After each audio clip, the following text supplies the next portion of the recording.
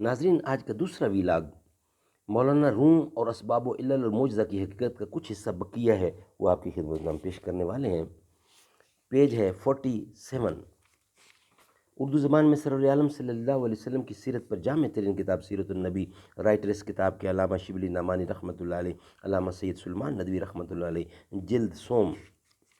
بسم اللہ الرحمن الرحیم، الحمد للہ رب العالمین والصلاة والسلام علی سید المرسلین وعلی آلہ واصحابہ اجمعین۔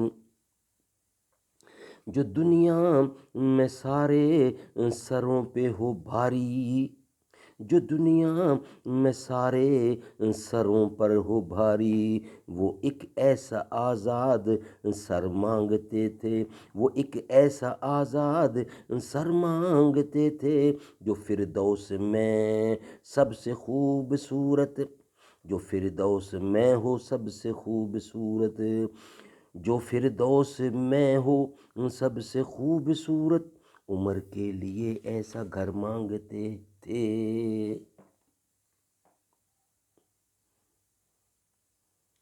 ناظرین، مولانا روم کی شاعری کا ترجمہ ہم پیش کر رہے ہیں آپ کے سامنے۔ جب پتھر لوہے پر مارو تو اس سے آگ نکلتی ہے، یہ خدا ہی کے حکم سے اپنا قدم باہر نکالتی ہے۔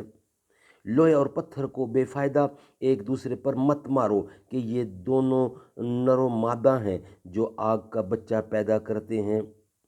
پتھر اور لوہا یہ دونوں آگ کا سبب ہیں، لیکن ذرا اس سے آگے بڑھ کر غور کرو کہ اس ظاہری سبب کو اس حقیقی سبب خدا نے آگے کر دیا۔ یہ ظاہری سبب خود بخود بلا سبب کب پیدا ہوا ہے؟ اس ظاہری سبب کو اس حقیقی سبب نے دنیا میں مؤثر اور عامل بنا دیا ہے، پھر جب چاہے وہ اس کو بے اثر اور بیکار قرار دے سکتا ہے۔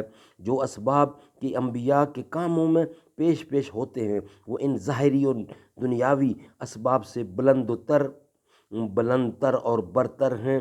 ان ظاہری علو اسباب کے محرم تو ہماری انسانی عقلیں ہیں، لیکن ان حقیقی اسباب کے محرم انبیاء علیہ السلام ہیں، کیونکہ ظاہر بین الانسان ان اسباب و علل کو دیکھ کر اصل علت العلل اور مسبب الاسباب کو بھول جاتے ہیں اور وہ نگاہوں سے اوجھل ہو جاتا ہے۔ اس لیے انبیاء علیہ السلام اس غفلت کے پردے کو چاک کر دیتے ہیں اور ظاہری علل و اسباب ان کے لیے بیکار کر دیتے ہیں۔ سبحان اللہ، سبحان اللہ۔ ان ظاہری اسباب کے اوپر حقیقی اسباب بھی کار فرما ہے۔ ان ظاہری اسباب کو نہ دیکھیں، حقیقی اسباب پر غور کریں۔ انبیاء قطع اسباب کے در پہ ہیں اور اپنے معجزات کا جھنڈا انہوں نے مریخ میں گاڑ دیا ہے۔ بغیر کسی سبب ظاہری کے انہوں نے سمندر کو شق کر دیا اور کھیتی کے بغیر گیہوں کا خوشہ حاصل کیا۔ تمام قرآن قطع اسباب کے بیان سے بھرا ہوا ہے۔ تمام قرآن پاک قطع اسباب کے بیان سے بھرا ہوا ہے۔ حضور اکرم کا غلبہ اور ابو لہب کی بربادی بھی اسی طرح ہوئی۔ پرندے کنکریاں پھینکتے ہیں اور حبش کے سیاہ لشکر کو شکست دیتے ہیں۔ یہ کنکریاں جو اوپر سے آتی ہیں ہاتھیوں کے بدن میں چھید کر ڈال دیتی ہیں۔ اسی طرح شروع سے لے کر آخر تک قرآن اسباب و علل کے مؤثر حقیقی ہونے کا منکر ہے۔ سبحان اللہ۔ ناظرین، دوسرا ویلاگ ہمارا کمپلیٹ ہوا۔ تیسرا ویلاگ علت و خاصیت اور اس کی حقیقت، اس کے ساتھ ہم آپ کے سامنے پیش ہوں گے۔